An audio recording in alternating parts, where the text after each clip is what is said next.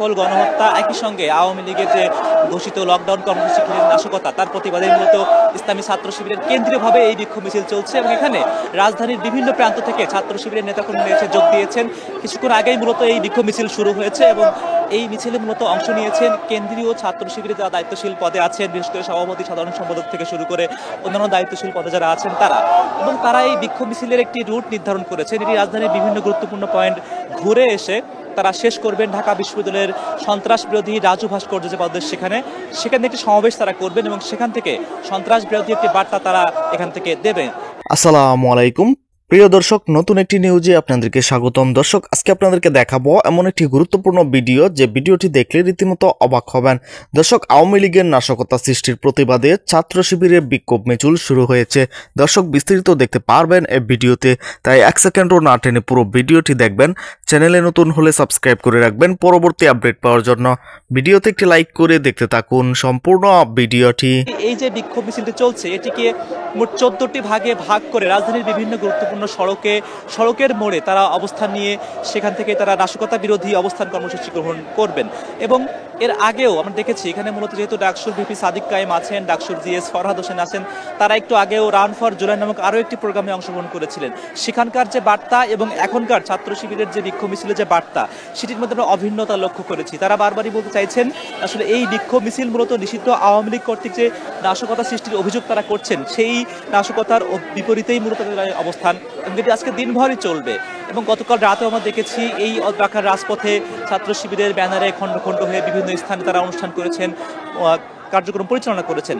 তারই একটি বড় নিদর্শন হিসেবে আজকে তারা বলছেন তারা রাজপথ দখলে রাখবেন এবং রাজপথে তারা অবস্থান নিয়ে কোনো ধরনের নাশকতা তারা করতে দেবেন না। এবং যেহেতু সম্প্রতি আমরা দেখেছি কয়েকটি যানবাহনে অগ্নিসংযোগের ঘটনা ঘটেছে, কয়েকটি স্থানে গতকাল রাতেও আমরা দেখেছি বিভিন্ন স্থানে ককটেল নিক্ষেপের ঘটনা ঘটেছে, সে সকল ঘটনার পরিপ্রেক্ষিতে ছাত্র শিবিরের এই অবস্থান খুবই স্পষ্ট এবং তারা বলছেন যে আসলে এই অবস্থান কর্মসূচিটা রাজধানীর জুড়ে আজকে থাকবে। তারা যে 14টি স্থান নির্ধারণ করেছেন সেগুলো হলো যে উত্তরা বিএনএস সেন্টার, তারপরে খিলক্ষেত, বসুন্ধরা গেট, গাবতলী এলাকা, মিরপুর 10 এলাকা, ধানমন্ডি 32 এলাকায়ও থাকবেন। এর পাশাপাশি সায়েন্স ল্যাব, শাহবাগ, রামপুরা এই অঞ্চলেও তাদের অবস্থান তারা জারি রাখবেন। এবং যেহেতু মহাখালী, গুলিস্তান, বাহাদুর শাহ পার্ক এই সকল এলাকাগুলোতেও ছাত্র শিবিরের নিশ্চিত যে অবস্থান কর্মসূচি, নিরাপত্তা ব্যবস্থার সঙ্গে যোগ সাজসের যে কর্মসূচি সেটিও তারা জারি রাখবেন। এর পাশাপাশি তারা শুধুমাত্র যে এই অঞ্চলগুলোতে থাকবেন তা কিন্তু নয়, তারা যাত্রাবাড়ি, চিটাগং রোড সহ এই সকল অঞ্চল যেগুলো দিয়ে মূলত রাজধানীর প্রবেশ পথ হিসেবে আমরা চিহ্নিত করে থাকি, সে সকল স্থানেও ছাত্র শিবিরের এই অবস্থান কর্মসূচি তারা পালন করবেন। এবং এখন যেহেতু বিক্ষোভ মিছিল চলছে, এই বিক্ষোভ মিছিলতে এলিফ্যান্ট রোড হয়ে তারা অতিক্রম করে তারা বাটা সিগন্যাল হয়ে শাহবাগ হয়ে চেষ্টা করবেন ঢাকা বিশ্ববিদ্যালয় এলাকায় প্রবেশ করতে। এখনকার এই বিক্ষোভ মিছিলে তারা যে বার্তা দিচ্ছেন, তারা স্লোগান দিচ্ছেন নেতাকর্মীদেরকে উজ্জীবিত রাখার জন্য, যে সকল স্লোগানগুলো খুব বেশি প্রাসঙ্গিক, যে আমার ভাই কবরে, খুনি কেন বাহিরে, এ সকল স্লোগান তারা দিচ্ছেন। এবং একই সঙ্গে তারা শুধুমাত্র জুলাই গণহত্যাই নয়, আওয়ামী লীগ আমলে তাদের দাবি অনুযায়ী যে সকল গণহত্যা হয়েছে, যে সকল নাশকতামূলক কর্মকাণ্ড হয়েছে, সেই সবগুলোকে তারা একীভূত করে তার বিচারের দাবি দেওয়া আজকে এখানে তুলে ধরছেন। এবং তারা মনে করছেন যে আজকে যেহেতু ট্রাইব্যুনাল একটি রায়ের তারিখ ঘোষণার দিন আজকে ঠিক করা হবে, কাজেই সেটিকে কেন্দ্র করে আওয়ামী লীগের যে কর্মসূচি তারা সেটিকে সহজভাবে নিচ্ছে না। তারা বলছেন বিচারের স্বাভাবিক প্রক্রিয়াকে বাধাগ্রস্ত করতে চাওয়াটাও একটি নাশকতামূলক কর্মকাণ্ড। সেরকম একটি দাবি নিয়েই মূলত আজকে শিবিরের এই বিক্ষোভ মিছিল সেটি কিন্তু চলমান রয়েছে। এবং যেটি উল্লেখ করছিলাম যে আসলে এখানে ছাত্র শিবিরের কেন্দ্রীয় সভাপতি জাহিদুল ইসলাম, সাধারণ সম্পাদক নুরুল ইসলাম সাদ্দাম থেকে শুরু করে ডাকসু ভিপি সাদিক কায়েম, ডাকসু জিএস ফরহাদ হোসেন, এরকম ছাত্র শিবিরের পরিচিত যে সকল মুখগুলো আছে, দায়িত্বশীল নেতৃবৃন্দ আছেন, তারাই মূলত এই মিছিলের অগ্রভাগে অংশ নিয়েছেন। এবং তারা বলছেন যে লীগ ধর জেলে ভর, তারা আওয়ামী লীগ, ছাত্রলীগ কিংবা যুবলীগের যে সকল নেতাকর্মীরা এই নাশকতার পেছনে রয়েছে বলে তারা সন্দেহ করছেন, তাদেরকে অবশ্যই জেলেই ভরতে হবে, তারা বাইরে কেন থাকবে, এই প্রশ্ন তারা এখানে উত্থাপন করছেন।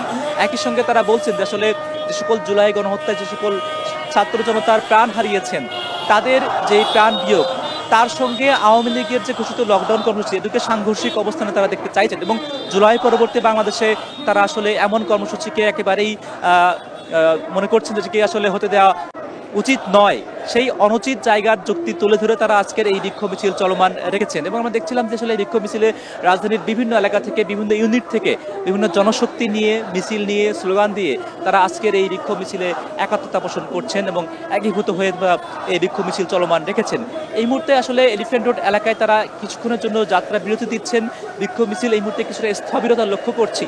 তবে তারা কোন কোন এলাকা ঘুরে তারা আজকে কোথায় যাবে আমরা কিন্তু আগেই অবগত আছি। তারা সন্ত্রাস বিরোধী রাজু ভাস্কর্যে সন্ত্রাস বিরোধী একটি বার্তা তারা সেখান থেকে দেবেন এবং সেই সমাবেশেই মূলত তারা বার্তা দেবেন তারা কি চাইছেন এবং একই সঙ্গে যে নিষিদ্ধ ঘোষিত আওয়ামী লীগের যে লকডাউন কর্মসূচি সেটিকে আসলে যে সফল করতে না দেওয়া সেই চেষ্টাটিও তাদের পক্ষ থেকে কিন্তু দৃশ্যমান রয়েছে। এই মুহূর্তে বিক্ষোভ মিছিল আবারও শুরু হয়েছে, যেটি আসলে স্থবির আমরা দেখছিলাম।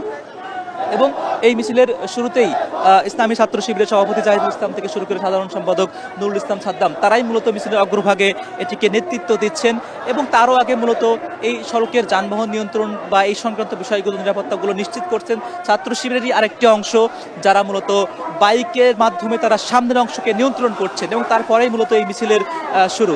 এবং এই মিছিলে মূলত যেই বার্তা সেটি খুবই স্পষ্ট যে আসলে নাশকতা সৃষ্টির যে চেষ্টা, তারা মনে করছেন এর পিছনে নিশ্চয়ই নিষিদ্ধ আওয়ামী লীগের একটি যোগসাজশ রয়েছে এবং এর জন্য আসলে আইন শৃঙ্খলা রক্ষাকারী বাহিনীর যেমন সক্রিয় ভূমিকা তারা দাবি করছেন, একই সঙ্গে তারা মনে করছেন যে আসলে এদিকে আসলে আইন শৃঙ্খলা রক্ষাকারী বাহিনী যে ধরপাকড় কিংবা যে আটক অভিযান সেটিকে আসলে স্তীমিত হওয়ার কারণেই মূলত এই নাশকতামূলক কর্মকাণ্ডের যে চেষ্টা কিংবা যে অভিযোগগুলো আসছে সেগুলোকে বারবারই লক্ষ্য করা যাচ্ছে।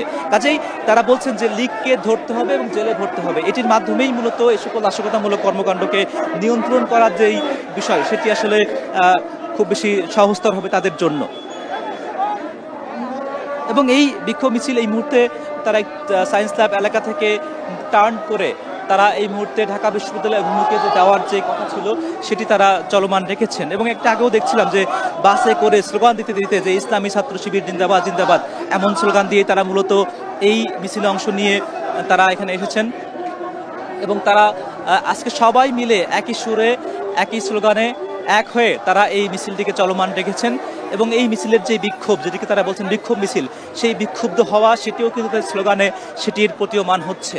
একই সঙ্গে এই সুবিশাল মিছিলটি এই মুহূর্তে আবারও ঢাকা কলেজ এলাকা অতিক্রম করে সেটি কি এখন এই মুহূর্তে নীলক্ষেত হয়ে এই যে ঢাকা বিশ্ববিদ্যালয় এলাকায় সেটি প্রবেশ করবে বলে আমরা অনুমান করছি। এবং আমরা আসলে এই মিছিলের বিক্ষোভ মিছিলের কিছু স্লোগান তারা কি বলতে চাইছেন, কি বার্তা দিতে চাইছেন সেগুলোতেও আমরা কান পাচ্ছি, শুনছি, পর্যবেক্ষণ করছি। তারা বলছেন যে তাদের ভাইয়ের যে এই প্রাণ বিয়োগ সেটির যেই সংক্রান্ত যে মামলাটি হয়েছে সেই মামলার একটি রায় আজকে দিন তা ঘোষণা করা হবে এবং সেখানে যখন একটি কর্মসূচি ঘোষণা করা হয় লকডাউন কর্মসূচি, কাজেই সেটি তারা মনে করছে তাদের অস্তিত্বের সঙ্গে একটি সংকটময় পরিস্থিতি তৈরি করার জন্যই মূলত এমন কর্মসূচি ঘোষণা করা হয়েছে। প্রিয় দর্শক, সম্পূর্ণ ভিডিওটি দেখলেন, অবশ্যই বুঝতে পেরেছেন ভিডিওটি গুরুত্বপূর্ণ ছিল। দর্শক, এই ভিডিওতে যে তথ্যগুলো আপনারা পেয়েছেন এ বিষয়ে আপনাদের কি মতামত তা অবশ্যই কমেন্ট করে জানাবেন এবং পরবর্তী আপডেট ভিডিওগুলো সবার আগে পেতে চ্যানেলটিকে এখনই সাবস্ক্রাইব করে রাখুন। এই মুহূর্তে বিদায় নিচ্ছি, দেখা হবে পরবর্তী কোনো ভিডিওতে। সে পর্যন্ত ভালো থাকুন, সুস্থ থাকুন, আসসালামু আলাইকুম।